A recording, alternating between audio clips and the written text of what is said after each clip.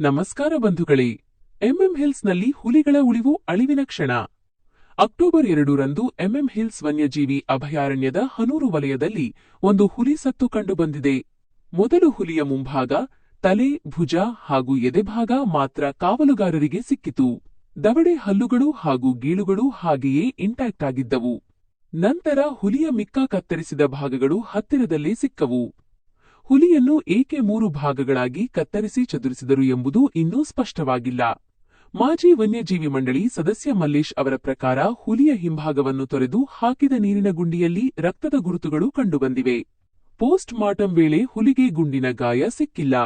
ಎಲ್ಲ ಅಂಗಾಂಗಗಳು ಹಾಗೆಯೇ ಇಂಟ್ಯಾಕ್ಟ್ ಆಗಿದ್ದವು. ಇದರಿಂದ ಅನೇಕ ಪ್ರಶ್ನೆಗಳು ಎದ್ದಿವೆ. ಹುಲಿ ಹೇಗೆ ಸತ್ತು ಹೋಯಿತು?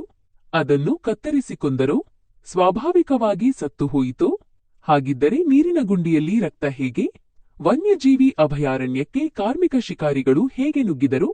ಈ ರಹಸ್ಯಮಯ ಹುಲಿ ಸಾವಿನ ತನಿಖೆಗಾಗಿ ಅರಣ್ಯ ಸಚಿವ ಈಶ್ವರ ಖಂಡ್ರೆ ವಿಶೇಷ ತಂಡ ರಚಿಸಿದ್ದಾರೆ. ಅವರು 8 ದಿನಗಳಲ್ಲಿ ವರದಿ ಸಲ್ಲಿಸಲು ಸೂಚಿಸಿದ್ದಾರೆ. ಹಿಂದಿನ ಘಟನೆಗಳು. ಇದಕ್ಕೂ ಮುಂಚೆ ಜೂನ್ ತಿಂಗಳಲ್ಲಿ ಸ್ಥಳೀಯ ಕುರಿಗಾಹಿಗಳಿಂದ 1 ಹುಲಿಯು ಹಾಗೂ 4 ಕಂದಮ್ಮಗಳನ್ನು ವಿಷ ಹಾಕಿ ಕೊಲ್ಲಲಾಗಿತ್ತು. ಕಳೆದ ತಿಂಗಳು ಹನೂರ್ ವಲಯದಲ್ಲಿ ಬಿಟ್ಟುಕೊಡಲಾದ 2 ಕಂದಮ್ಮಗಳ ಶವಗಳು ಸಿಕ್ಕಿದ್ದವು. ಹತ್ತಿರದಲ್ಲಿ ಹುಲಿ ಹಾಗೂ ಕಂದಮ್ಮಗಳ ಹೊಸ ಪಾದಚಿಹ್ನೆಗಳು ಕಂಡುಬಂದಿದ್ದರೂ ತಾಯಿ ಹುಲಿ ಇನ್ನೂ ಕಾಣೆಯಾಗಿದ್ದಾಳೆ. ರಕ್ಷಣೆಗೆ ಅಡಚಣೆ. ಪರಿಸರ ಮತ್ತು ಅರಣ್ಯ ಸಚಿವಾಲಯವು ಎಂಎಂ ಹಿಲ್ಸ್ ಅನ್ನು ಹುಲಿ ಅಭಯಾರಣ್ಯ ಟೈಗರ್ ರಿಸರ್ವ್ ಎಂದು ಘೋಷಿಸಲು ಶಿಫಾರಸು ಮಾಡಿದೆ. ಆದರೆ ಕೆಲ ಧಾರ್ಮಿಕ ಮುಖಂಡರ ವಿರೋಧದಿಂದ ಸರ್ಕಾರ ಹೆಜ್ಜೆ ಹಾಕಿಲ್ಲ. ಎಂಎಂ ಹಿಲ್ಸ್ ಅನ್ನು ಕರ್ನಾಟಕದ 6ನೇ ಹುಲಿ ಅಭಯಾರಣ್ಯವಾಗಿ ಘೋಷಿಸಿದಾಗ ಮಾತ್ರ ನಿಜವಾದ ರಕ್ಷಣೆ ಸಾಧ್ಯ.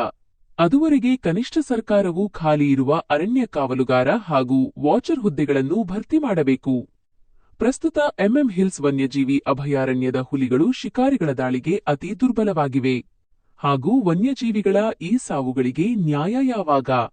The nature Madhusudan Udburu. ಧನ್ಯವಾದಗಳು.